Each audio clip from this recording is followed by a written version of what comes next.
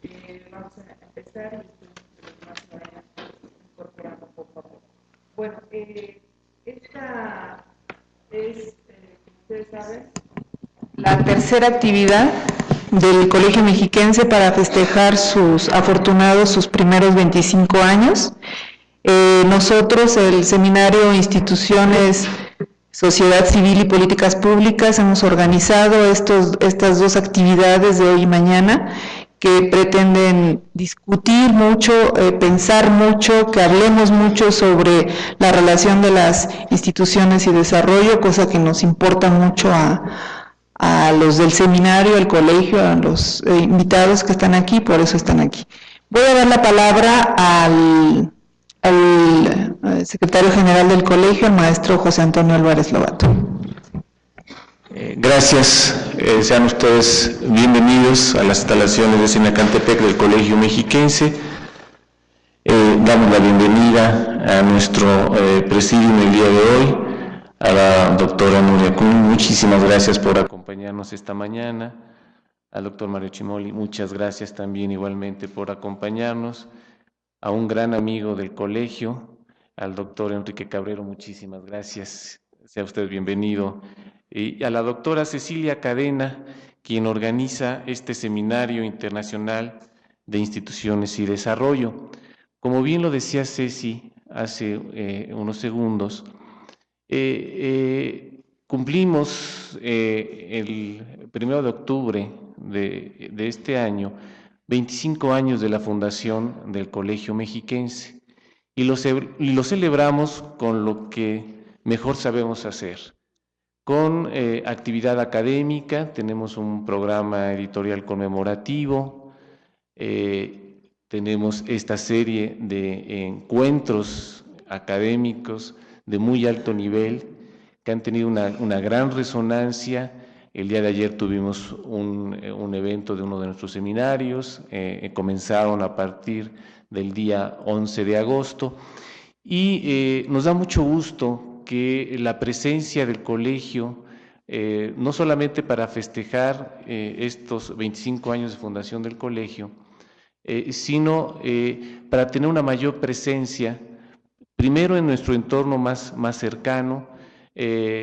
Como ustedes saben, también tenemos una sede que justamente este seminario lo utilizará el día de mañana en el centro de la ciudad de Toluca, y tiene la intención de estar más cerca de la sociedad, tener una mayor vinculación del trabajo académico con la realidad estatal, con la realidad nacional. Y yo creo que estos 25 años son un buen pretexto para hacer este acercamiento con la sociedad, con otras instituciones académicas y fortalecer nuestros vínculos, nuestras redes. La investigación tiene que fundamentarse en mayor vinculación con las instituciones nacionales y del extranjero que nos permitan avanzar en la generación del conocimiento, en la aplicación de esta ciencia, por ejemplo, en el caso de este seminario, en la formulación, recomendación de políticas públicas. No quisiera yo extenderme demasiado. Venimos a escuchar a gente de muy alto nivel, a personalidades del mundo académico, y yo simplemente les reitero la bienvenida del colegio a nombre de nuestro presidente, el doctor Alejandro Vargas Castro, y desear que estos 2 días de actividades académicas que este Seminario Internacional de Instituciones y Desarrollo, en este programa muy interesante, va a tener estos 2 días, tanto aquí en Sinacantepec como el día de mañana en Casa Toluca, pues deseando simplemente que sea un éxito, que inclusive es nuestro propósito también desemboque en una publicación también de alto nivel que también nos permita, sin duda, pues confirmar, digamos, la vocación académica de nuestra institución. Muchísimas gracias a los ponentes que tanto el día de hoy como el día de mañana estarán acompañándonos, y desear el mejor de los éxitos en este seminario internacional. Gracias. Muchas gracias.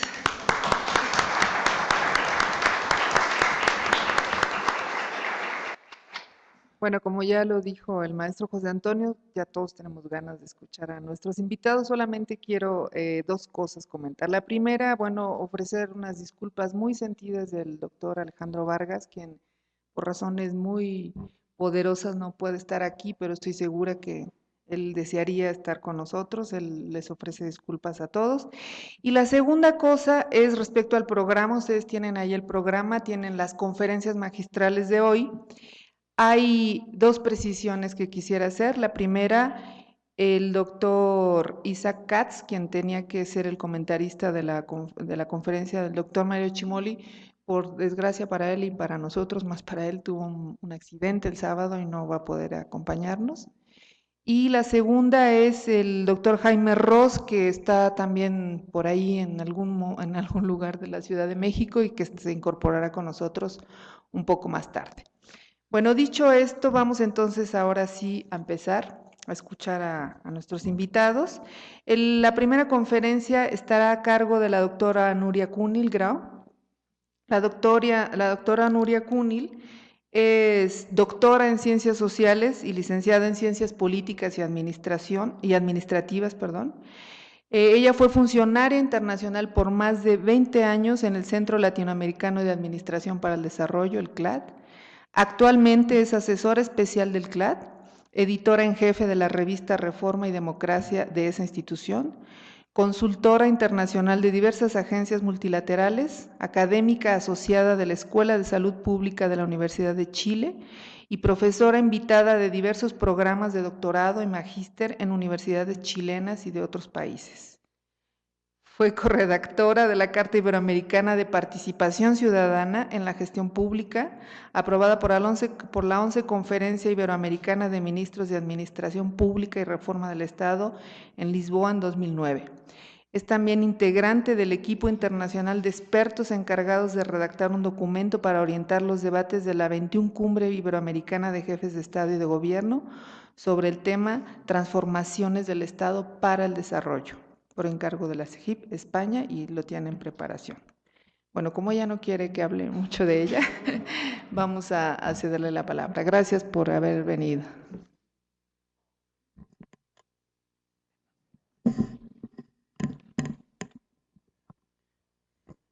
Bien, gracias. En realidad siempre he pensado que las descripciones excesivas no son correctas y por lo menos en lo que a mí conciernen despiertan mi pudor. Así que prefiero obviarlas. Yo debo, primero que nada, felicitarlos por sus 25 años. Estoy maravillada del lugar. Me dicen que la nueva sede es en su estilo también espectacular. Es mi primera visita a Toluca y sus alrededores. Y bueno, estoy agradecida de poder compartir con ustedes y sobre todo celebrar junto con ustedes 25 años. 25 años es importante, muy importante. Así que felicitaciones por ello y gracias por permitirme estar aquí con ustedes. Bien, el tema genérico de este evento es instituciones y desarrollo. Yo quisiera enfocar este asunto tan vasto, tan complejo, que tiene tantas aristas, por una de ellas y respecto de ella, a su vez, por uno de sus aspectos. Quiero referirme específicamente a el Estado, institución clave a efectos de conseguir el desarrollo, pero a la vez quiero concentrarme particularmente en una de las dimensiones del Estado, aquella que alude específicamente a la provisión de bienes y servicios públicos, vale decir, aquella que en tanto ciudadanos, en su más lata expresión, nos conecta de manera más directa con la institucionalidad. Lo que deseo, con los límites del tiempo y ciertamente con los estragos que suele hacer la altura a quienes no estamos acostumbrados a ella, por lo cual pido perdón desde ahora, lo que quisiera es,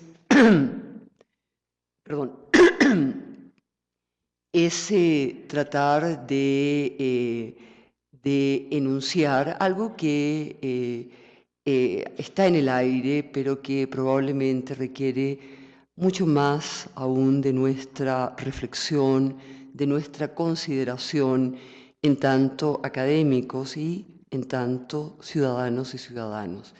Y es el asunto de que cuando hablamos de instituciones, por supuesto, estamos haciendo una importante advertencia respecto de la cual no éramos conscientes probablemente hace 30 años atrás, en el sentido de que las reglas de juego son importantes y que, por lo tanto, no basta la mera invocación a la voluntad política, no basta las técnicas que despleguemos a efectos de provocar transformaciones sociales, no basta el arsenal, ni siquiera los liderazgos disponibles si las reglas de juego a su vez no son modificadas.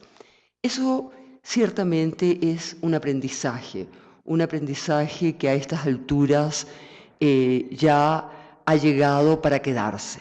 Es difícil que al día de hoy alguien no considere la importancia de las reglas de juego en lo que hace a la transformación social. Pero lo que tal vez no ha sido suficientemente debatido es que las reglas de juego importan no solo por las consideraciones hechas, sino porque en general ellas también suelen imponer un juego. Lo que en definitiva quiero plantear es que el juego al que hemos estado y seguimos siendo, en términos generales, sometidos en lo que concierne al Estado y a la institucionalidad pública, es un juego que necesita ser radicalmente problematizado y necesita serlo sobre todo si es que queremos reconectar seriamente y persistentemente el Estado con el desarrollo. Este es el argumento central que intentaré plantear. Bien, todos sabemos que desde mediados de la década del 90 aflora el gran lema, las instituciones importan. Y aflora a conciencia de que sobre todo el Estado, es importante a efectos, sobre todo, de institucionalizar las reformas llamadas de primera generación. Tenemos, de hecho, a partir de esa época, una recuperación de la importancia del Estado, una apelación a la necesidad de construir o reconstruir, según sea el caso, estados de derecho y, por ende, de darle una muy grande importancia a las reformas judiciales. Tenemos una muy fuerte apelación basada, se supone, en importantes hallazgos empíricos, en el sentido de falencias entre los estados en su modelación política y el subdesarrollo en el que estamos embarcados. Y a propósito de ello, tenemos una muy importante apelación a partir de esta época de la necesidad de un Estado liberal democrático, un Estado liberal democrático que se caracterice, entre otros, por una férrea separación de poderes, por el debido balanceamiento de los poderes entre sí, etcétera, etcétera. Cuestiones todas que también posicionan en la agenda de discusión en gran medida impulsada por algunos de los organismos internacionales y muy fundamentalmente, como bien lo sabemos, el Banco Mundial, posicionan, además de la necesidad de reformas judiciales, la necesidad de reformas políticas que nos acerquen a este ideal de Estado democrático, liberal, que supuestamente existe, aunque todos sabemos aún no existe en ninguna parte del mundo. Bien, pero además de esto, en esta época, decimos mediados de los 90, se plantea con muchísimo vigor la necesidad de una transformación al interior de los sectores públicos, escúchese, de lo que ha quedado de los sectores públicos luego de las reformas de primera generación, que como bien sabemos fueron en lo que respecta al sector público básicamente reformas que buscaron privatizar y desregular actividades públicas. Bien, en relación a lo que queda en el sector público, bajo este gran lema, las instituciones importan, es que comienza a prescribirse la necesidad de cambios al interior del sector público que modifiquen radicalmente las reglas de juego a los cuales ha estado sometido tradicionalmente él. Bien, pudiéramos hablar largamente sobre el asunto, estoy segura de que es familiar para todos ustedes. Basta simplemente una frase que probablemente resume la médula del diagnóstico en lo que respecta a este último punto, que es, por cierto, el punto del cual yo me voy a agarrar para desarrollar la argumentación. El diagnóstico se resume más o menos en la siguiente idea. El desempeño gubernamental es ineficiente, fundamentalmente porque no existe un alineamiento adecuado entre las conductas orientadas a la búsqueda del beneficio individual de parte de los políticos y de los burócratas, conductas que, o respecto de las cuales, se presume oportunismo en la medida en que, aún a sabiendas de que no necesariamente todos persiguen su interés individual con dolo, se asume que al no saberse de antemano si eso es o no así, hay que presumir oportunismo. Entonces, alineamiento inadecuado entre esta idea de personas guiadas por intereses individuales y hasta oportunistas y los incentivos institucionales que los rodean. De lo que se trata, repito, estilizadísimo, planteado el diagnóstico, es de cambiar los incentivos institucionales en el sector público. Cambiarlo de manera tal de lograr que la lógica del mercado se introduzca en el propio Estado.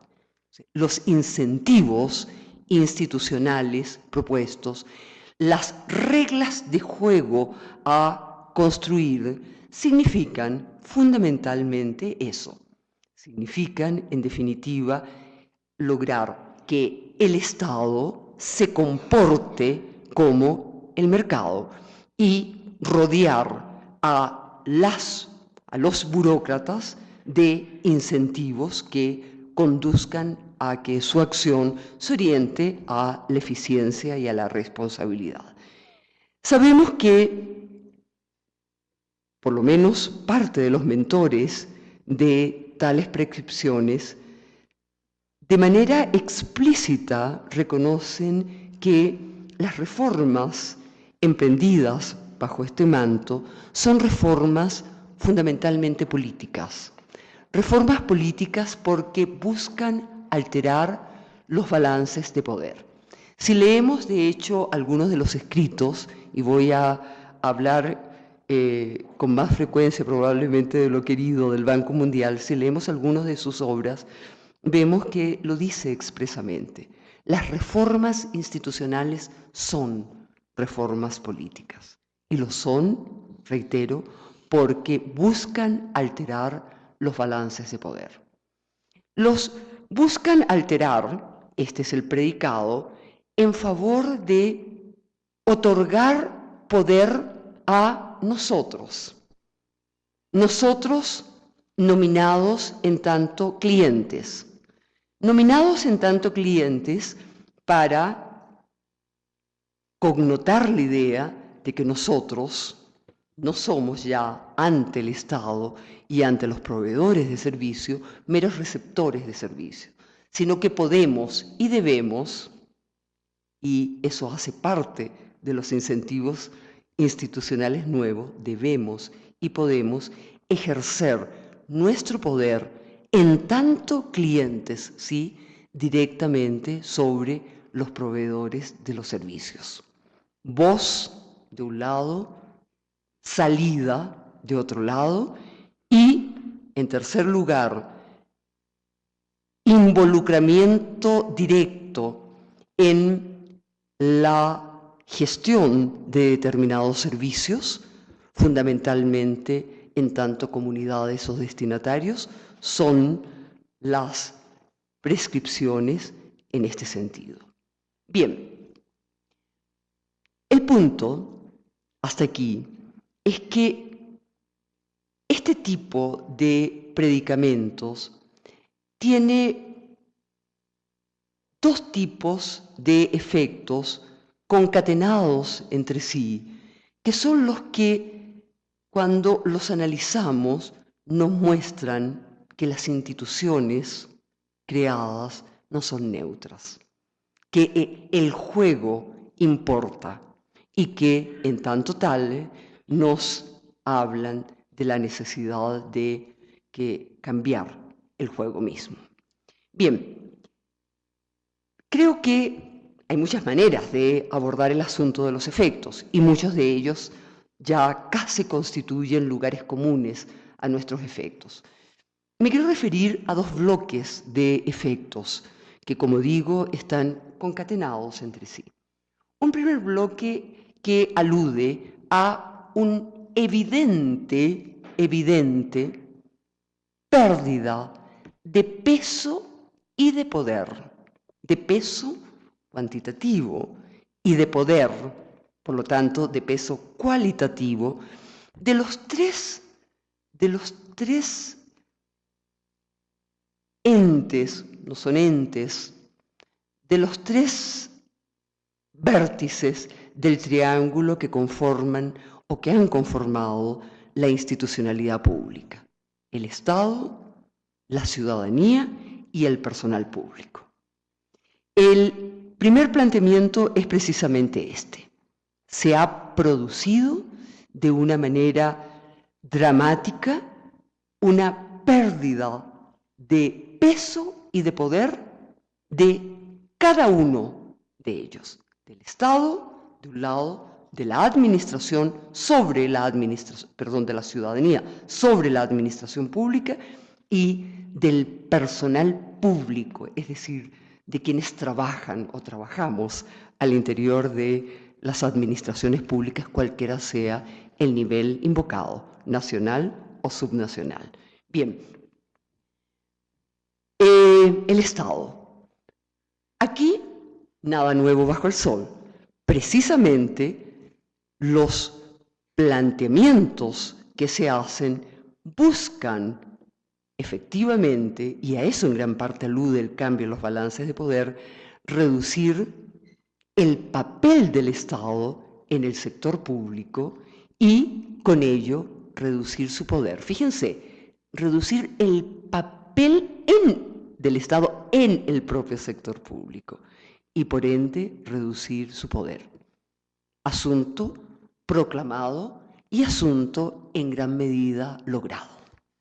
De hecho, si al día de hoy observamos la configuración de nuestros sectores públicos, me refiero a América Latina centralmente, nos daremos cuenta de que ellos han cambiado drásticamente. Han cambiado en el mundo occidental todo, al punto tal de que hace ya un año por lo menos la OCDE ha propuesto que ya no hablemos más de sector público, que le demos otro nombre. El nombre propuesto, por cierto, es algo confuso porque evoca otro tipo de corrientes. Dominio público, ha dicho. Hablemos ya de dominio público en vez de sector público y hagámoslo a conciencia de que lo que hoy tenemos es muy distinto a lo que siempre fue el sector público, habida cuenta de que el de hoy, está constituido ciertamente aún por algunos servicios y bienes que son provistos directamente por el Estado y naturalmente financiados por la sociedad. Pero en su gran mayoría, parte de los bienes y servicios son actualmente financiados por el Estado, pero provistos a través de medios privados. Este fenómeno que ha llevado a plantear, como decimos, incluso la necesidad de cambiar el nombre del sector público, es un fenómeno que ha arraigado muy particularmente en América Latina. De hecho, con poquísimas excepciones, lo que descubrimos es que nosotros en la región hemos cambiado aún mucho más que los mentores originales. Pensemos en los países anglosajones, pensemos en la Inglaterra, pensemos en la Nueva Zelanda. Hemos cambiado mucho más que ellos la configuración, sobre todo, del sector público que se encarga de las cuestiones sociales. Bien, hay a estas alturas ya certezas de que hemos expandido el ámbito no estatal a grados más acelerados de lo que lo hicieron en su momento los países originarios en estas reformas, y lo hemos hecho básicamente, aunque no exclusivamente, a favor del traspaso de la provisión de servicios de educación y de salud, sobre todo, a entes privados mercantiles. Vale decir, no cualquier parte de la sociedad, sino básicamente entes privados mercantiles, no entes privados no mercantiles. Entonces, tenemos que hay en este sentido un cambio evidente que se traduce en el efecto ya señalado, efecto, no obstante, buscado. Por lo tanto, nada nuevo en este sentido bajo el sol. Ocurre, sin embargo, que además de esto, hay una evidente pérdida también de peso y poder de la ciudadanía, decíamos, sobre la administración pública. Primero, por algo que ya es bastante obvio para todos nosotros. Los llamados clientes no tienen las mismas capacidades de influencia según cuál sea su origen socioeconómico. De hecho, los distintos sectores a los cuales aluden las políticas públicas tienen distintos públicos con distintos recursos políticos de influencia. El sector salud no es lo mismo, ciertamente, que el sector agrícola. En el sector salud, las probabilidades de que los llamados clientes se organicen, actúen uniformemente, son muy escasas, entre otras cosas porque solo tendemos a reaccionar ante la institucionalidad cuando estamos en crisis, y lo hacemos episódicamente. Y experimentamos agudamente ante ese sector los graves problemas de asimetrías de información. Entonces, es evidente, solo por mencionar este caso, que el llamado poder del cliente es un poder que no opera, primero, para todas las políticas sociales, pero además no opera, como decía, para todos los públicos. Las desigualdades socioeconómicas se reproducen a nivel político. No deja de ser, por lo tanto, ajena a aquella idea que dice que pobres son aquellos que no tienen voz, no porque no quieran tener voz, sino porque no pueden tener voz. Entonces, la voz concedida y las posibilidades de elección son en ambas situaciones enormemente falaces. Pero además de esto, lo que conseguimos es que en estos últimos años ha habido una enorme instrumentalización en lo que atañe a las apelaciones a las relaciones con la ciudadanía. Nosotros hemos optado por hablar de la concursabilidad como uno de los grandes lemas de la actualidad. Probablemente en México también ello ocurre, pero el día de hoy, en buena parte de los países de América Latina, toda vez que desde el Estado existe disposición a entregar fondos a entes que hacen parte de la sociedad, lo que se plantea en el medio es un concurso. Hay que concursar. Y hay que concursar con proyectos a tales fines. Entonces, la concursabilidad y el proyectismo prácticamente dominan la escena de la sociedad. Y no solo nos encontramos con que aparece en la escena una nueva figura, el consultor, aquel que ayuda a preparar los proyectos a las organizaciones comunitarias, a los distintos movimientos, sino que nos encontramos con algo que es mucho más grave y que sí da cuenta de pérdida de poder de la ciudadanía ante la administración pública. Nos da cuenta de competencia por proyectos, nos da cuenta, por ende, de mayor desintegración social. Tenemos, en definitiva, como un fenómeno muy evidente, donde a la vez, y aquí una consecuencia tan o más grave como la anterior, donde las relaciones con la sociedad no mercantil, en este caso invocada, se buscan tecnificar. Bien, usted, para llegar a disponer de fondos públicos finalmente, que no son sino públicos, usted tiene que armar proyectos y tiene que concursar. Y al hacerlo tiene que competir con otras organizaciones sociales. Esta es una nueva situación que claramente marca la escena en nuestra región y que no era un signo que dominaba hace 30 años atrás. Y en lo que concierne al personal público, y solo para lanzar ilustraciones, algunas de los distintos efectos, creo que la pérdida de poder es bastante también clara.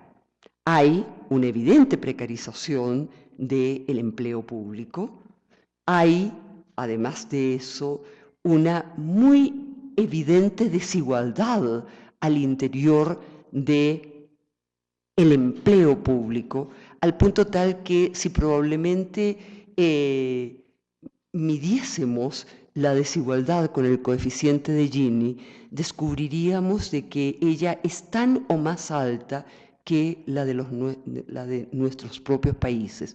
Es decir, que se ha ido pergeñando al interior de las burocracias tradicionales una desigualdad ciertamente lacerante que se expresa en que hay quienes son privilegiados y quienes terminan siendo, como siempre, los castigados, no solo en términos salariales, sino en términos de precarización de sus condiciones de trabajo.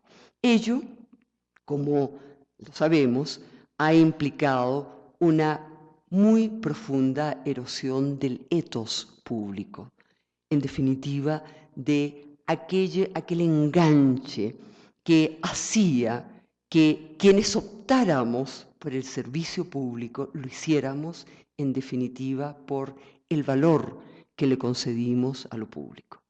Y aquí el segundo tipo de efectos que quiero remarcar. Aluden ellos a la muy fuerte fracturación de lo público.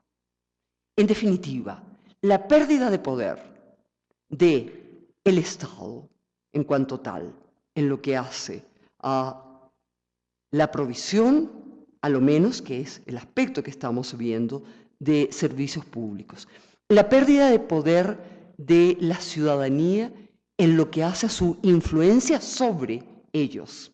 Y la pérdida de poder del personal público y, en definitiva, el debilitamiento del ethos público que ello conlleva, se resumen en este segundo gran problema, que es el problema, que es la fracturación de lo público.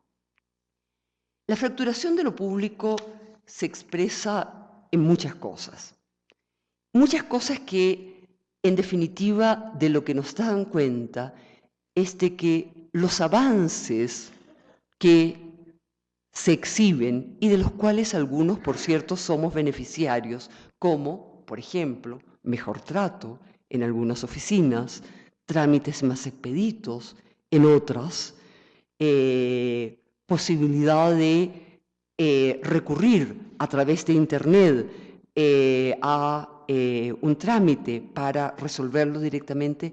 Todas esas cuestiones, siendo importantes y también constituyendo un nuevo elemento de la escena, son completamente relativas si al lado de ellas se pone lo que es la consecuencia en lo que hace a los derechos ciudadanos básicos.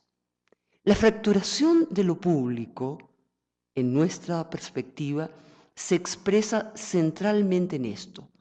Hay al día de hoy, nos enfrentamos al día de hoy a un profundo estrechamiento de los derechos ciudadanos básicos, incluidos los derechos civiles, como bien lo propugna un politólogo conocido como es O'Donnell, quien dice, tenemos severos problemas hasta a ese nivel. No solo se trata de pobreza material, también se trata de pobreza legal, al punto tal de que muchas zonas, y esto ya lo señalaba hace algún tiempo, de nuestros países permanecen literalmente sin Estado, sin aquella dimensión del Estado que, al final de cuentas, hace a su unidad el Estado como régimen legal. Bien, estrechamiento de los derechos civiles, pero sobre todo sociales. Cosa que nunca importó y tampoco importa a los ricos y poderosos. Los ricos y poderosos nunca han usado y probablemente nunca usarán los servicios públicos sociales, pero que sí importan a no solo los pobres, y este es un fenómeno interesante, también comienza a importar seriamente a las clases medias. ¿Por qué? Porque las clases medias actualmente se enfrentan a el hecho de que, si bien es cierto, la cobertura, argumento en general proclamado, de la educación, de los servicios de educación y de salud ha aumentado, los precios también lo han hecho sideralmente. Y por lo tanto, la supuesta oportunidad de inclusión que las clases medias han tenido a estos servicios ha terminado siendo mucho más una ilusión que una realidad. Cobertura no significa nada si esa cobertura finalmente no es sostenida y, además, como también comienza a ser cada vez más evidenciado, si esa cobertura no se le acompaña de calidad. Entonces, tenemos un fenómeno de esa naturaleza, tenemos en lo que hace a la seguridad social, en este caso, lo inverso, una clara disminución, con efectos similares, ¿bien? Una clara disminución de la cobertura porque hay una relación cada vez más estrecha entre contribuciones y beneficios. Resultados, servicios públicos cada vez más segmentados. Servicios públicos, en definitiva, que interpelan de manera absolutamente desigual a la sociedad y que afianzan las desigualdades sociales.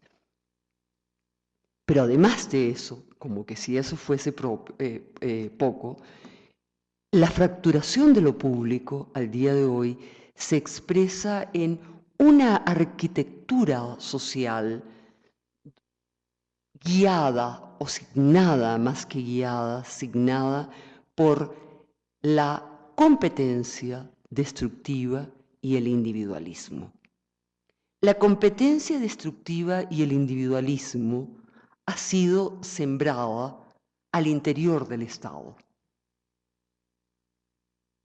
Ha sido sembrada entre organizaciones, entre las organizaciones públicas, bien, entre otras cosas, cuando las metas se asocian a beneficios económicos y el problema es cómo conseguir una meta, porque tras la meta va el beneficio, y allí el que pueda, que se salve, el que pueda, que se ponga en el camino, que se salve.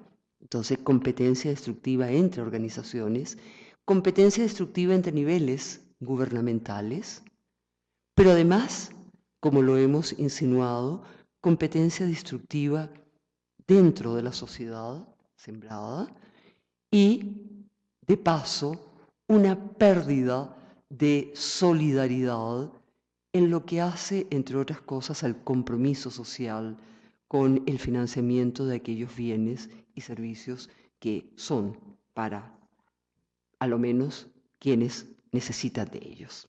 A estas alturas, no solo pobres, sino también clases medias. Bien,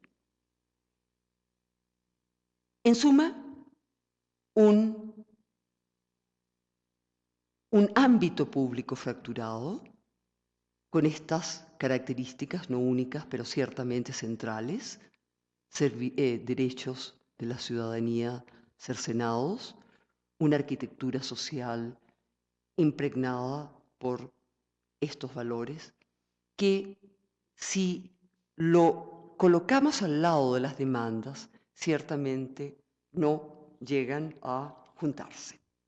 Lo que hoy es reclamado, y es reclamado incluso dentro de los países que iniciaron estas reformas tempranamente, es más cooperación, más integración, más visión de integralidad para resolver problemas sociales que hoy sabemos que en su gran mayoría se caracterizan por ser problemas intratables, en el sentido de que tienen soluciones difíciles de visualizar, porque son complejas en tanto ellos son multicausales y en tanto la solución de algunos asuntos crea a su vez nuevos problemas. Bien, ese tipo de situación al día de hoy comienza a ser experimentado, vivenciado. La fragmentación del sector público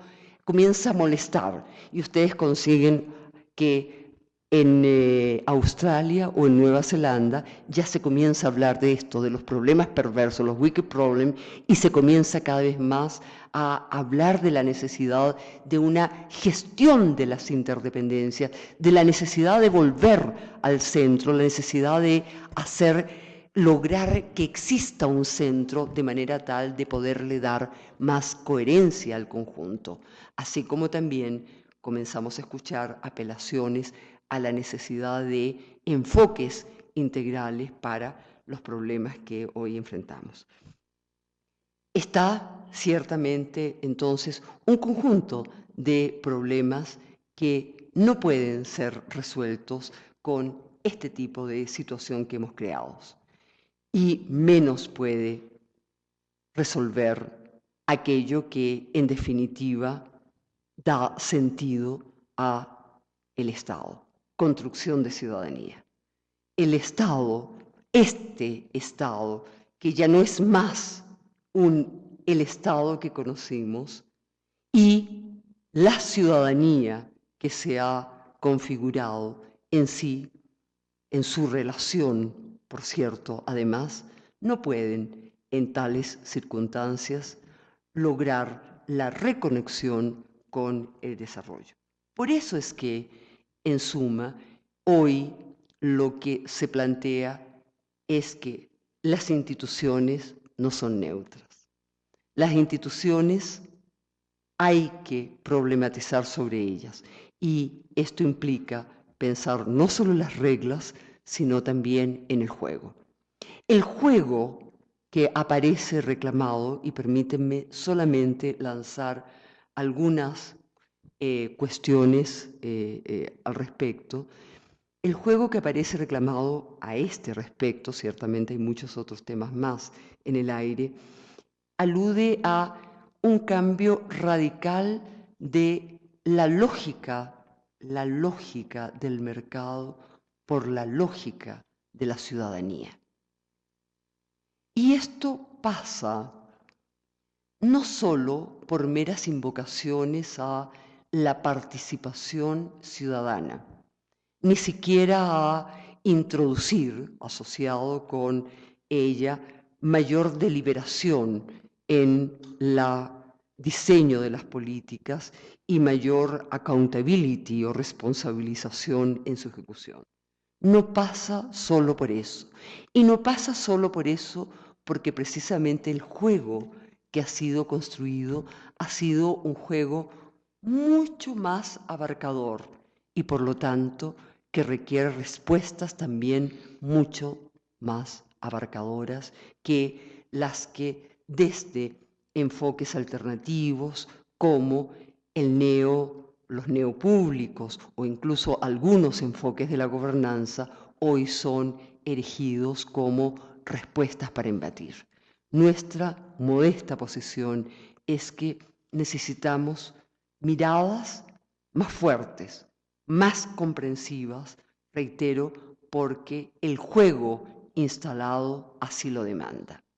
Hay por lo menos 4 cuestiones que, permítanme ustedes, quisiera lanzar en esta dirección. Primera, que aparece como básica y ya comienza a ser, por suerte, cada vez más asomada, es la necesidad de una nueva filosofía pública. Una filosofía pública que sea capaz de enfrentar aparentes dilemas que se nos han planteado entre lo individual y lo colectivo, donde se nos ha planteado que si queremos preservar nuestra individualidad, si queremos preservar y propender a difundir nuestros mundos privados, tenemos que ser capaces de cercenar, acosar y dejar fuera de la barrera el mundo de lo público. Bien, lo que es hoy planteado entre otras cosas, es que este es un falso dilema, porque uno y otro no pueden existir. Bien, así como tampoco el dilema, el falso dilema, entre eficiencia y equidad.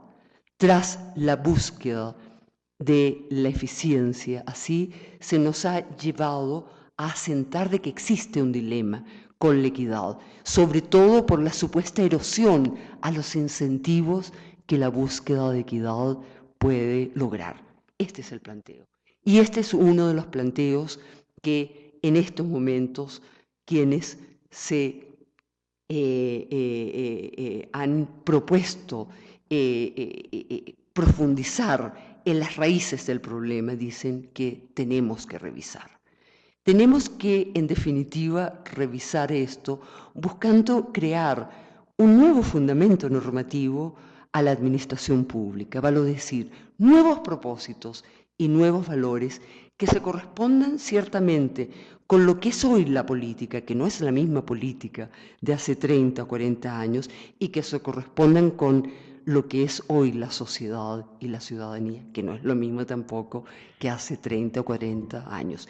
Entre otras cosas, porque hoy queremos ser iguales, pero también queremos ser diferentes. El respeto a la diversidad y sus consecuencias es un asunto que hoy está puesto sobre la mesa y que antes no lo estaba. Ahora, además de esto, y tanto como el asunto de la filosofía pública que subyace en los planteamientos y que requiere ser repensada los fundamentos teóricos que hasta el día de hoy han guiado las distintas prescripciones de reforma del sector público. Y eso fundamentalmente porque tanto la teoría de la agencia, la teoría de la elección pública como la nueva economía institucional, todas ellas basan sus prescripciones en, como lo decíamos al comienzo, en la premisa de que somos seres humanos egoístas, calculadores y hasta oportunistas. Y lo que ha terminado de ocurrir, y ya hay algunos estudios que lo comienzan a mostrar, es que la profecía ha terminado convirtiéndose en una profecía autocumplida. Vale decir, que precisamente a través de los incentivos institucionales construidos tras la premisa de que somos eso, estamos, en definitiva, produciendo egoísmo, cálculo, competencia, vale decir, todo ese tipo de rasgos que atentan contra el sentido de nosotros. Entonces, hasta tanto los fundamentos normativos sobre los cuales se basan las transformaciones del sector público no se han revisado, difícilmente es que podremos cambiar a través, como debiéramos poderlo hacer, a través del Estado y la administración pública, transformar sociedad. Lo que estamos haciendo ahora es crear sociedades individualistas, competitivas, fragmentadas y, de paso, ciudadanías inacabadas. Lo que corresponde para poderse contestar esto es repensar la filosofía pública y repensar los fundamentos normativos sobre los cuales estamos construyendo las transformaciones. Pero además de eso, es necesario, a nuestro juicio, y ello daría para conversar largamente, es necesario volver a tematizar, y digo volver porque en algún punto lo fueron, aunque terminaron truncadas en su intención, volver a tematizar sobre la necesidad de políticas públicas con real enfoque de derechos humanos y que por lo tanto acojan los principios normativos de los derechos humanos. Vale decir, a lo menos, una universalidad, trato no discriminatorio y calidad asociada a la igualdad, de un lado. En segundo lugar, integralidad en la orientación a los derechos. En tercer lugar, y aquí algo importantísimo, exigibilidad de los derechos.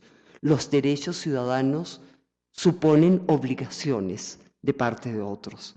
Y esas obligaciones, para que existan, tienen que hacerse exigibles. Entonces, la noción de universalidad, la noción de integralidad, la noción de exigibilidad y de participación social, por cierto, que forman parte del piso normativo de los derechos humanos y que hoy tienen tras de sí importantes referentes en el derecho internacional, constituyen un asunto no menor que debiéramos sacar a colación. Comienza a ser sacado la apelación a la universalidad de derecho y a su exigibilidad.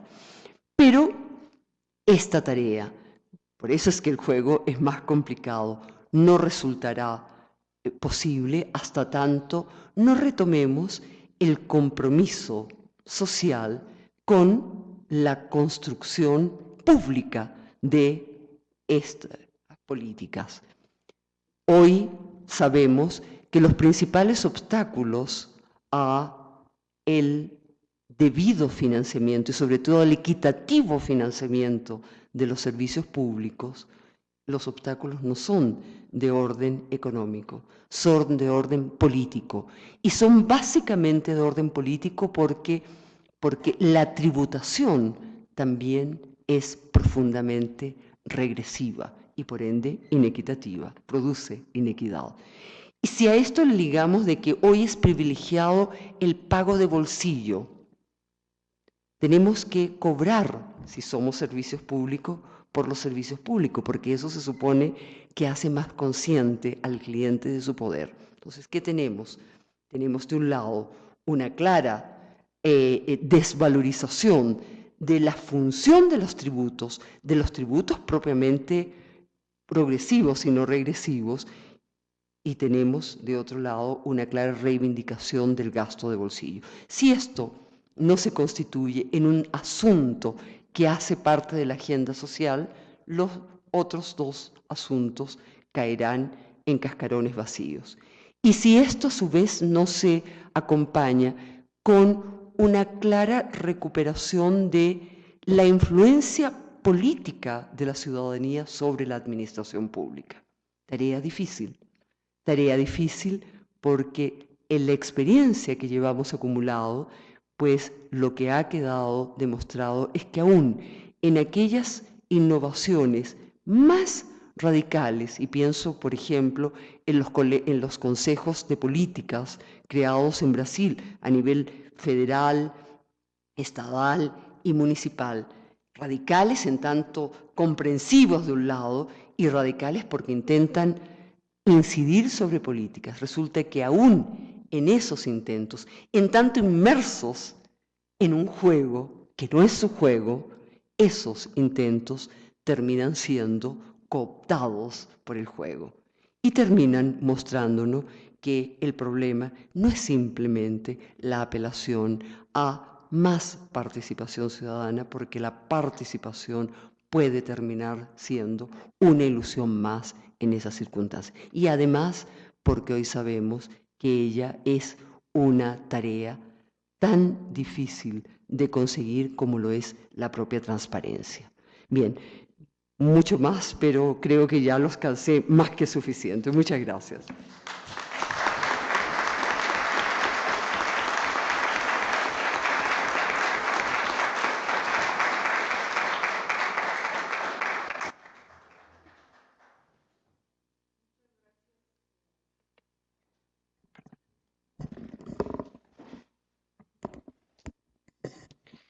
Muchas gracias a la doctora Cunil por esta espléndida exposición que nos llena de problemas o nos hace conscientes de ellos. Vamos a escuchar a continuación los comentarios del doctor Enrique Cabrero, los comentarios a la conferencia de la doctora Nuria Cunil. El doctor Enrique Cabrero pues es amigo de esta casa. Él es, como todos sabemos, doctor en gestión pública por la Escuela de Altos Estudios en Francia. forma parte del Sistema Nacional de Investigadores y, como sabemos, también es director general del Centro de Investigación y Docencia Económica, CIDE, y profesor investigador de la División de Administración Pública de la misma institución. Las líneas de investigación del doctor Cabrero son políticas de descentralización y análisis organizacional, gerencia pública, finanzas públicas y federalismo fiscal, gestión pública y políticas públicas. Entre sus publicaciones más recientes podemos mencionar los libros Administración Pública, Antología de la Biblioteca Básica de Administración Pública, Escuela de Administración Pública del DF, Ciudades Mexicanas, Desafíos en Concierto. Entre los capítulos más recientes, Gobierno y Gestión Pública en Ciudades Mexicanas, los desafíos institucionales de los municipios urbanos, publicado en el último libro antes mencionado, en coautoría con el maestro Dionisio Zabaleta. Muchas gracias, doctor Cabrero. Muchas gracias. Muchas gracias por la invitación. Muy contento de estar aquí, pues siendo parte de estos eventos conmemorativos del aniversario del colegio. Muchas felicidades al colegio por haber organizado todos estos eventos. Bueno, pues yo quisiera evidentemente felicitar a Nuria por la reflexión que nos comparte. Me parece que pues es muy contundente, es muy integrada como reflexión y de alguna forma expresa los dilemas que hoy en día enfrentan los procesos de cambio o los intentos de reforma institucional que hemos perdido un poco la brújula, no solo en México, no solo en América Latina. El diseño institucional en el mundo está un poco desquebrajado. Entonces, creo que los temas de instituciones y desarrollo son temas críticos, son temas donde necesitamos muy rápido abonar de nuevas ideas, de nuevas perspectivas, para poder pues encontrar una línea más constructiva del cambio institucional que requieren nuestros países en torno al tema del desarrollo, la igualdad, el bienestar. Entonces, pues yo en términos generales de entrada quisiera decir que comparto prácticamente todas las observaciones y conclusiones a las que llega Nuria y realmente la felicito por la manera muy ordenada como estructura esta reflexión.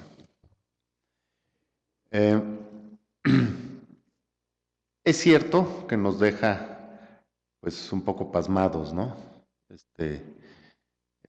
Cualquiera que intentara hacer un comentario como yo lo voy a intentar hacer, está en una condición difícil, porque sí, es una reflexión que pues deja un poco pasmado al público, ya lo decía la profesora Cadena hace un momento. Bueno, ¿y entonces qué? ¿Y entonces cómo? ¿Y entonces por dónde? ¿Y es tan negro el panorama? ¿Dónde están las pistas a desarrollar?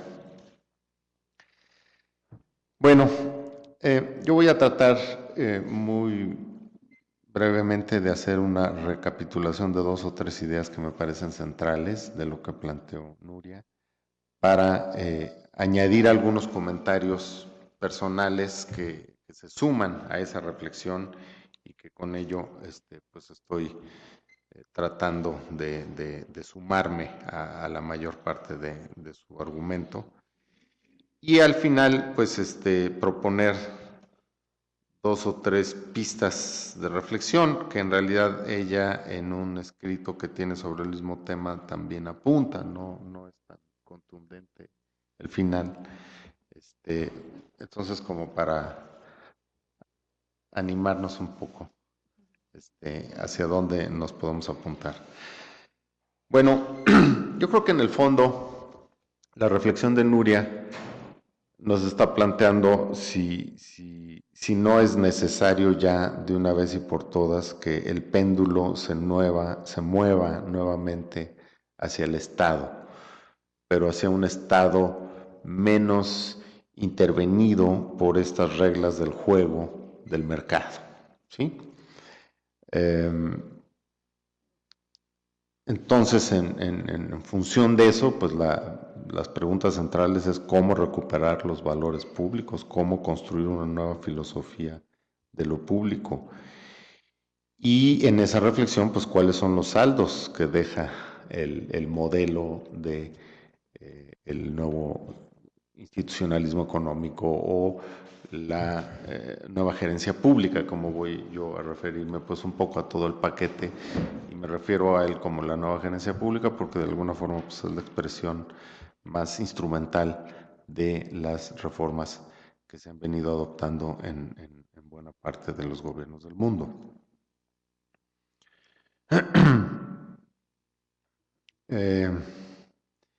Es cierto, yo quiero enfatizar algunas cosas por las que pasó rápido Nuria. Es cierto que las reformas inspiradas en estas nuevas reglas del juego y en esta filosofía de introducir los incentivos de mercado en el funcionamiento de las instituciones del Estado. Es cierto que no ha habido estudios sistemáticos respecto a sus resultados. Ha habido percepciones, ha habido algunas evidencias, ¿sí? Pero no ha habido estudios sistemáticos. Son pocos los estudios. Ha habido reacciones de nuevas corrientes de pensamiento, visiones críticas desde los mismos funcionarios públicos, desde la sociedad, evidentemente, sí, ha habido reacciones, pero en la academia seguimos todavía muy desprovistos de estudios con un rigor suficiente que demuestren que los resultados de las recetas de la nueva gerencia pública no fueron los esperados y que además los costos en términos de menos o una peor distribución de los beneficios de la acción de las políticas públicas están ahí, ¿no? Con esto no quiero cuestionarlo, lo que quiero es apuntar a que uno de los problemas es que no tenemos suficiente evidencia. Y estoy hablando tanto de la academia latinoamericana, que es bastante débil, frágil en estudios empíricos, pero tampoco la tenemos en la academia del norte, ¿no? La europea, la anglosajona, tampoco tenemos evidencia, siendo que ya empieza a ser un lugar común decir que efectivamente el nuevo o la nueva gerencia pública no ha sido suficientemente, no ha tenido un impacto positivo en el cambio institucional y en la función del Estado contemporáneo. Entonces, nada más abro un paréntesis. Yo creo que es importante que tengamos más evidencia al respecto. Es importante que las agendas de investigación se dediquen a eso. Desafortunadamente, en América Latina, yo creo que en toda la disciplina de la gobierno, administración pública, políticas públicas, somos muy dados a eso. Pero particularmente en América Latina estamos en un proceso donde los nuevos vientos rápido nos llevan a brincar a otro momento, a otro modelo o a cosa de la que se abusa al nuevo paradigma, ¿no? Que es algo en lo que yo siempre tengo mis reservas, ¿no? Porque hablar de nuevo paradigma es algo muy fuerte y nos encanta estar hablando de los nuevos paradigmas, ¿no? Bueno, pero entonces, ¿por qué eso es importante? Yo creo que es importante tener mejores diagnósticos. Y a ver, hago una digresión. Los trabajos de Meyer y Rowan, por ejemplo, sobre el problema de los mitos, rituales, ceremonias y creencias en las que vive el mundo institucional y en las que viven las organizaciones.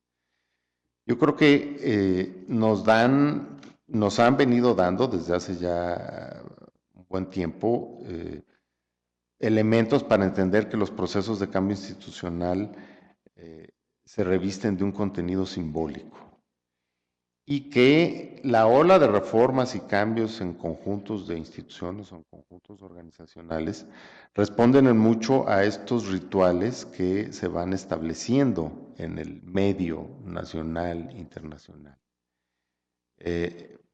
Entonces las organizaciones en esa dinámica tienden a, como un efecto dominó, ir adoptando los modelos, los procesos de reforma y las recetas que convencionalmente se asumen como correctas. Y entonces vamos así generando un proceso en cascada del cual luego ya no sabemos por qué llegamos, no sabemos por qué adoptamos, como decía Nuria, incluso con mayor contundencia algunas de estas recetas de las que incluso en los países donde fueron gestadas, ¿sí? en la disminución de la presencia de la intervención del Estado en los años 80 y 90 en los países del norte que insistieron en su momento, claro, en promover un achicamiento del aparato estatal y una liberalización de los mercados, nunca llegó a los extremos que llegó en América Latina. Entonces, efectivamente, las recetas y los paquetes son comprados muy acríticamente por las diversas instituciones.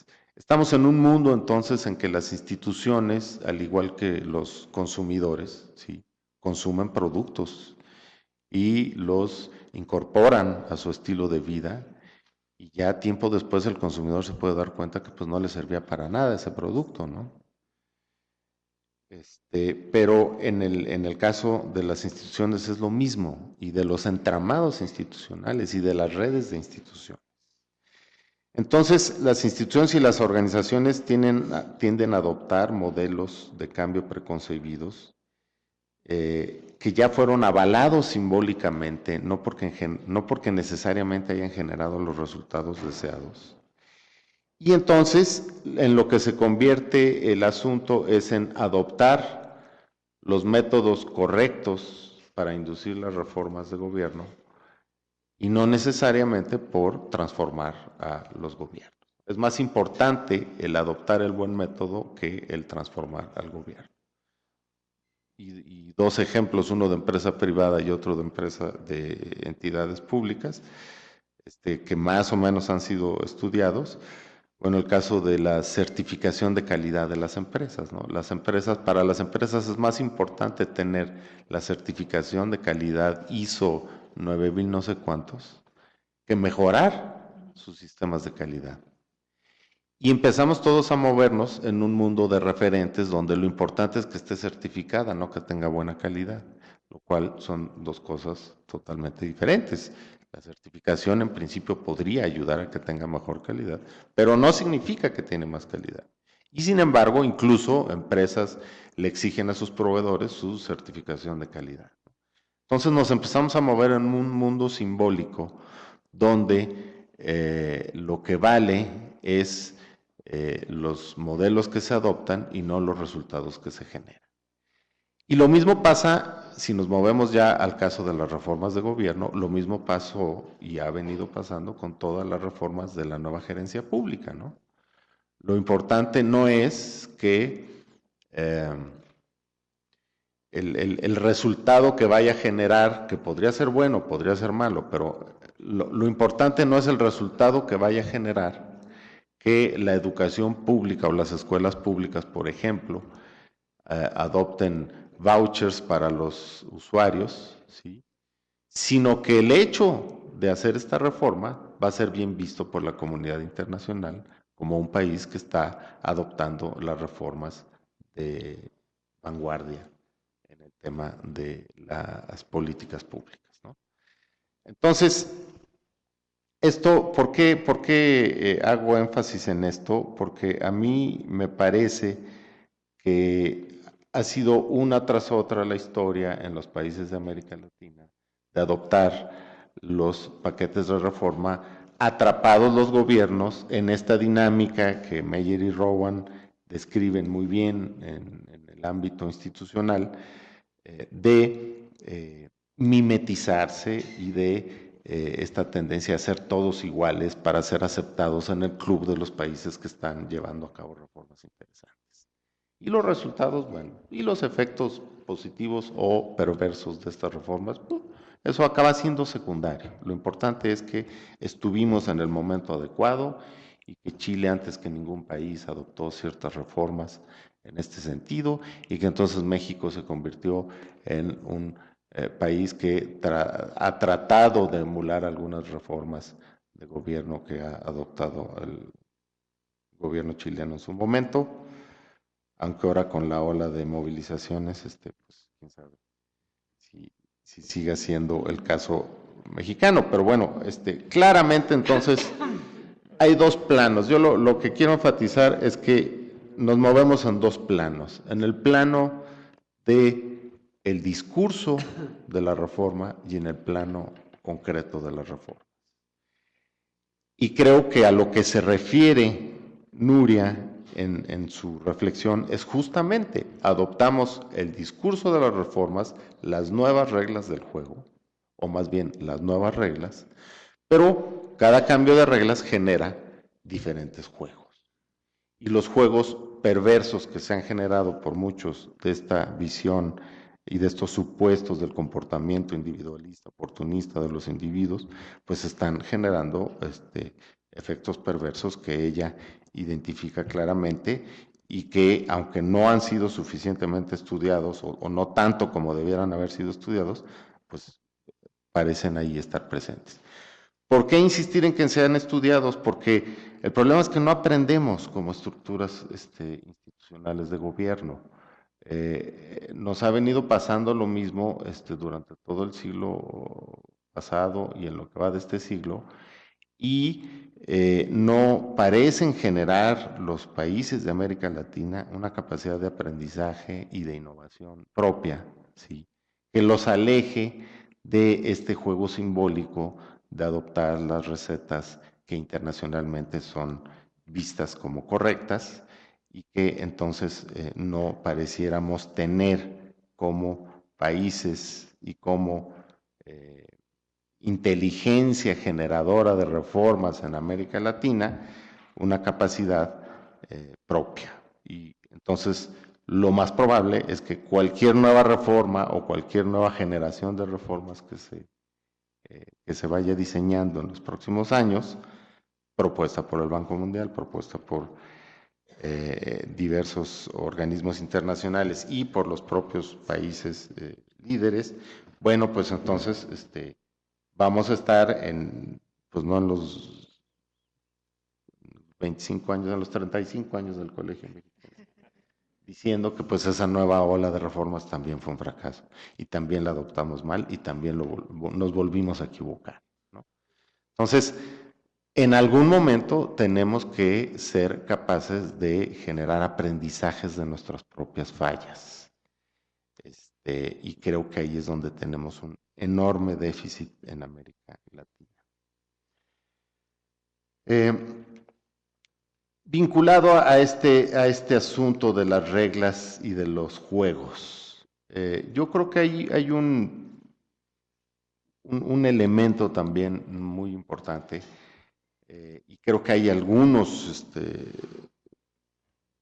conceptos teóricos que nos pueden ayudar. Me refiero fundamentalmente a los trabajos del sociólogo austriaco-francés Gerhard Friedberg, en su libro El poder y la regla. En este trabajo de Friedberg, que es ya desde los años 90, pero en realidad es un trabajo poco difundido, Lo que Friedberg enfatiza es que está claro, las reglas nunca generan comportamientos exactos apegados a la norma, ¿sí? Nunca es así. Pero el cambio de normas no deja de ser muy importante, porque el cambio de normas y de reglas finalmente mueve los comportamientos. Hay un reacomodo de los comportamientos de los actores sociales que empiezan a jugar con esas nuevas reglas de una manera diferente de cómo jugaban con las reglas anteriores. Pero Friedberg insiste en la impredecibilidad de los juegos que genera cada cambio de reglas. Y yo concretamente sí creo que todo el modelo del nuevo institucionalismo económico al que se refiere Nuria, claramente ignora todos estos elementos o es incapaz de aprenderlo. El modelo de la modificación de los incentivos apegados a el individualismo económico genera muchos tipos de comportamientos.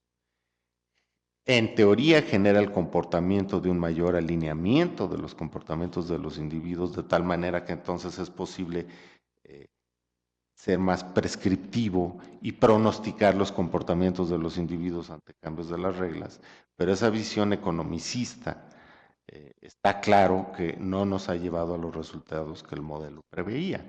Entonces, finalmente, lo que ha venido sucediendo en muchos lugares, en la mayor parte, pero claramente en América Latina, es que estos referentes, estas normas, han generado otro tipo de juegos que posiblemente antes teníamos controlados con el viejo modelo o con las viejas reglas. Entonces entramos en esta crisis, que es un poco lo que subyace en el cierre de la ponencia de Nuria. No digo que, bueno, ella está tan en crisis como todos nosotros, pero digamos, la cuestión es volver a lo de antes, es volver a un estado mucho más capaz de contener con reglas más firmes los comportamientos de los individuos y imponer una visión del interés público, o estamos frente a la necesidad de crear otro tipo de arreglo institucional. Entonces, bueno, ahí yo quisiera nada más añadir dos ideas en este corolario, pues, de la presentación de Nuria. Yo creo que uno de los problemas a los que nos enfrentamos es a que finalmente el Estado contemporáneo ya no puede hacer uso de los viejos mecanismos de intervención. Y los nuevos mecanismos de intervención inspirados en el mercado o de no intervención, dirían otros, ¿verdad? Tampoco están generando un estado de las cosas suficientemente aceptable. Entonces, aquí el punto sería, ¿no será que necesitamos menos reglas y más regulación de los juegos? Giandomenico Maglione, que es un autor que a mí pues me provoca mucho, sostiene que el tema es llegar a un estado regulador, un estado con mayor capacidad de regulación y con mayor inteligencia para la regulación. Pero esa regulación, según Giandomenico Maglione, no consiste en crear necesariamente los incentivos y las reglas correctas, porque eso pues es imposible, por lo que decíamos, porque todo incentivo y toda regla va a generar comportamientos diversos. Entonces, lo que parecería ser, según Giandomenico, el punto es una mayor capacidad de regulación suave, como le llama él, y no tanto de regulación dura. Esta soft regulation, según Jean Domenico, es una capacidad del Estado contemporáneo que tiene que desplegar el Estado contemporáneo para generar esquemas cooperativos y de construcción de redes de actores para permanentemente estar definiendo y redefiniendo el interés público y permanentemente estar en condiciones de hacer los ajustes adecuados a normas que se creían un poco por arriba de las contingencias del día con día. Entonces, lo que dice Jean Domenico, lo que necesitamos es crear estados con una capacidad de convocatoria y con una capacidad de conducción de la deliberación pública mucho mayor de la que tenemos. Y pues ya olvidémonos un poco, digo, no las dejemos para siempre, pero pues las reglas vamos a seguirlas ajustando. Lo importante es un Estado capaz de regular en el día con día las preferencias y los consensos entre los actores. Entonces, bueno, yo creo que por ahí andan las pistas de lo que se deberá de ir imaginando hacia adelante. Muy cercano a esto, pues está también el tema de mejores sistemas de gobernanza. Nuria dice, bueno, sí, efectivamente los sistemas de gobernanza pues son como medidas muy pequeñas para la envergadura de los retos, ¿sí? Seguramente es cierto, seguramente es cierto. Un tema que se discute a nivel internacional hoy en día, ¿dónde está el nuevo sistema de gobernanza de los mercados financieros internacionales? ¿No? Lo que estamos viviendo claramente es, en parte, porque fallaron las capacidades de regulación de los estados y de los organismos financieros internacionales y por lo tanto pues se nos desbocó un proceso que claramente tuvo fallas de regulación. Entonces, ¿cómo recuperar esa capacidad de regulación del sistema financiero internacional o de las políticas públicas contra la pobreza o de seguridad pública en un país? Bueno, pues desde esta perspectiva es construyendo sistemas de gobernanza que sean capaces de, o que sean los ambientes institucionales propicios para que la regulación sea más adecuada. Y es una regulación colectiva, y es una regulación gobierno-ciudadanía, y es una regulación que permita, digamos, la conducción de las políticas públicas sin un esquema rígido, como fue el caso claramente de los postulados de la nueva gerencia pública. Finalmente, yo creo que Nuria tiene razón en hacer un llamado a la recuperación esencial de lo público como el eje vertebrador y articulador del Estado. Eso me parece que es más evidente hoy que nunca, ¿no? Coincido con ella en esta preocupación, pero es cierto que entre romper los rituales de la adopción acrítica de estas reformas gerenciales o de otras que vengan, ¿sí?, en los países de América Latina, afinar y perfeccionar las capacidades reguladoras del Estado y construir sistemas de gobernanza que permitan efectivamente avanzar en una integración de la deliberación pública, ¿sí? Para mí la nueva filosofía pública de la que habla Nuria, para mí en mis términos sería, vamos a ser capaces de construir espacios de deliberación pública permanente, lo cual no está siendo fácil, es cierto, pero bueno, pues todo esto se enfrenta a este tipo de limitaciones. Muchas felicidades, Nuria, y estamos en la discusión.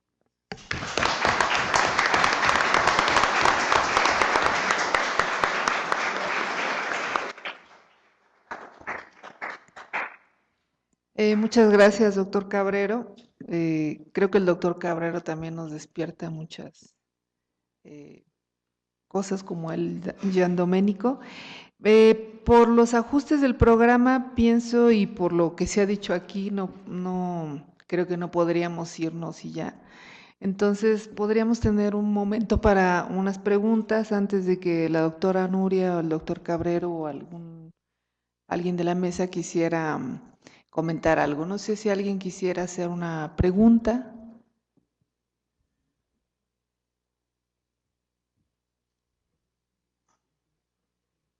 ¿No?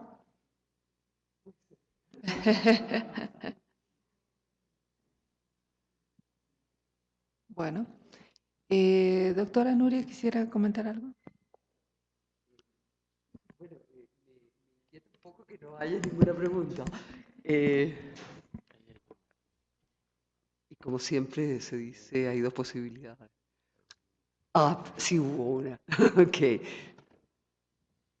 Gracias. Bueno, usted habló un poco al respecto del índice de Gini y bueno, que en Chile particularmente, bueno, al igual que en otros países de Latinoamérica, se muestra que la brecha entre el decil de los que más tienen es cada vez mayor y me parece que el caso de Chile es un poco revelador en este aspecto. Entonces, si pudiera, bueno, ahondar un poco más en el tema y tal vez hacer alguna comparación con los datos que existen en México o en otros países como Brasil, bueno, también es una pregunta pues abierta a los ponentes. Gracias. Bien, yo me estaba en este caso refiriéndose a un índice de Gini aplicado específicamente a el sector público. No conozco que se haya hecho una medición de esta naturaleza, pero los datos sueltos que disponemos es que dentro del sector público ha aumentado enormemente la desigualdad. Por lo tanto, que la desigualdad no es solo un signo de las sociedades en general, como lo es, ya lo sabemos que aún al día de hoy América Latina sigue exhibiendo el peor coeficiente de Gini del mundo y que dentro de América Latina hay países como Chile que van rankeando en este sentido. El punto que quería destacar es que en la medida en que la desigualdad se cuela de manera tan lacerante al interior, repito, del sector público e irradia al personal que se supone está para servir al público y a lo público, las probabilidades de que eso sea se diluyen cada vez más. Una de las cosas que yo quiero insinuar, por supuesto con toda la modestia y sobre todo con toda la humildad del caso, es que cualquier posibilidad de transformación que emprendamos o que deseamos emprender pasa por los tres ejes de la institucionalidad pública. No es simplemente recuperar la centralidad del Estado a muchos efectos. Es hacerlo teniendo en cuenta las transformaciones acaecidas en estos últimos años, pero hacerlo también, en lo que concierne a este primer vértice, hacerlo también teniendo en cuenta los errores cometidos en el pasado, tanto en América Latina como aquellos que hacen a quienes lograron desarrollar con una cierta consistencia un llamado estado de bienestar. Ciertamente, ese vértice, la centralidad de ese vértice pasa por cada una de esas operaciones, son insoslayables a nuestro juicio. Pero aún bajo el supuesto de que se cumplieran y se cumplieran bien, al día de hoy es muy difícil imaginar, entre otras cosas, por las transformaciones que han acaecido a nivel de la ciudadanía y en la propia política, que el Estado por sí solo pueda enfrentar los tipos de demandas que están planteados. Y aquí yo sí me separo, y discúlpenme los defensores, me separo del enfoque de gobernanza, porque desde mi perspectiva, el problema no es simplemente de construir relaciones, el problema no es, por ende, simplemente de articular las capacidades sociales con las capacidades estatales, ¿no? Cuestiones que, sabemos todos, son absolutamente necesarias. El problema va más allá de eso, porque dentro de todo, el discurso de la gobernanza lo que interpela son los directamente implicados, a los stakeholders. El discurso que necesita ser reeditado es el discurso de una ciudadanía que como tal, y no meramente como directamente concernida o directamente implicada en un asunto, se ocupa de los asuntos públicos, con todos los nuevos rasgos que actualmente tiene ser ciudadano o ciudadana. Entonces, ese es un vértice central. Y también lo es, y aquí apunto a la pregunta, el personal público.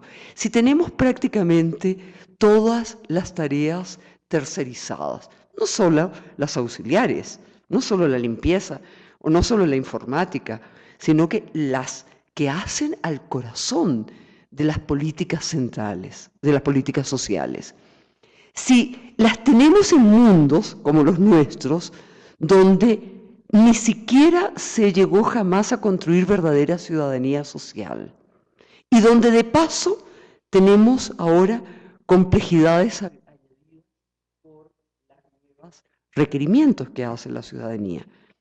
¿Hay posibilidades ciertas de hacer un cambio si no hay una recuperación en el ethos público? Ahora, ¿es imposible eso? Yo creo que, francamente, muchas de las tareas están insinuadas. Y están insinuadas no solo por la teoría, sino que comienzan, y esto es lo más interesante, a ser insinuadas por la propia sociedad. ¿Bien? La sociedad y sus partes. O sea, cuando el personal público se reivindica la dignificación del empleo público, no queremos simplemente ser contratados para una tarea y luego despedidos, queremos recuperar lo que construyó en definitiva a los estados fuertes. ¿Bien? Cuando la sociedad se levanta, y ciertamente, como bien lo decía Enrique, el ejemplo chileno es tal vez el más interesante, precisamente porque Chile fue pionero en la institucionalización de las reformas y está siendo pionero en mostrar las reales consecuencias de las reformas. Lo que hay al día de hoy es un movimiento social profundo. Mario tiene muchos mejores argumentos que yo para desarrollarlo, pero es un movimiento social profundo en contra del tipo de sociedad, de valores y de reglas de juego que han sido construidas. Ojo, cuando hablamos de reglas de juego, no hablamos de reglas.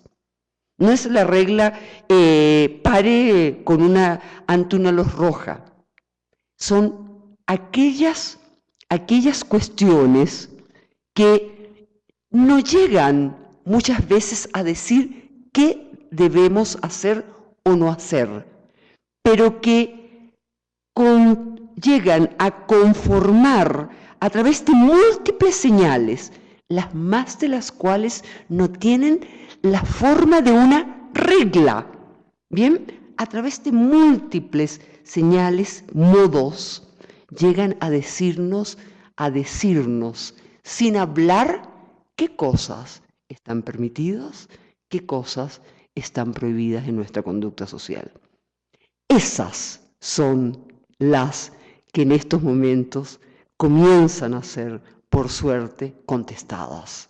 las reglas de juego, no simplemente las reglas. Y aquí yo sí me permito, también con la mayor modestia, no coincidir por lo menos con el planteamiento de Melloni. No es simplemente necesario una regulación suave, es necesario un cambio de reglas de juego y sobre todo es necesario un cambio de juego. El Estado es parte de ese juego.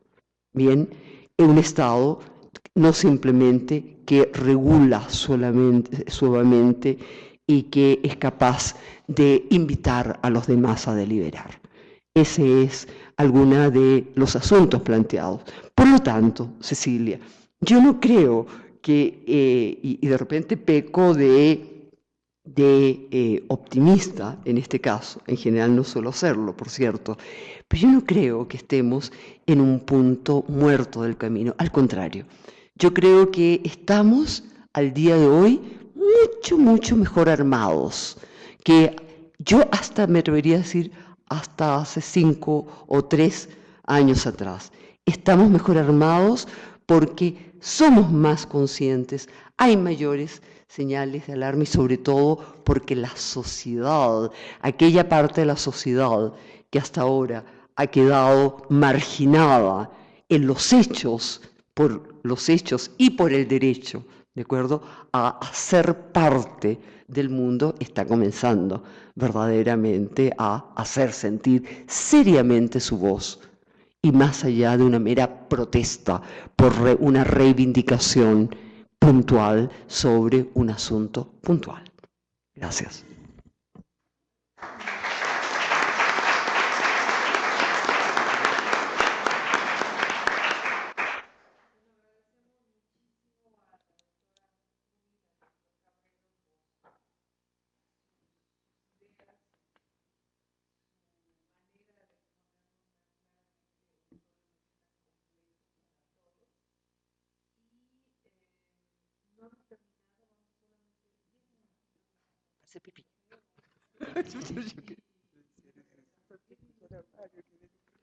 Gracias a ti, porque si no me hago el pipí. Claro. Ay, espero, pero sí, no. Interesante. Pero tenemos cosas. Sí, interesante. Insisto. Lo que me provoca es ponerme a conversar ahora contigo. Claro.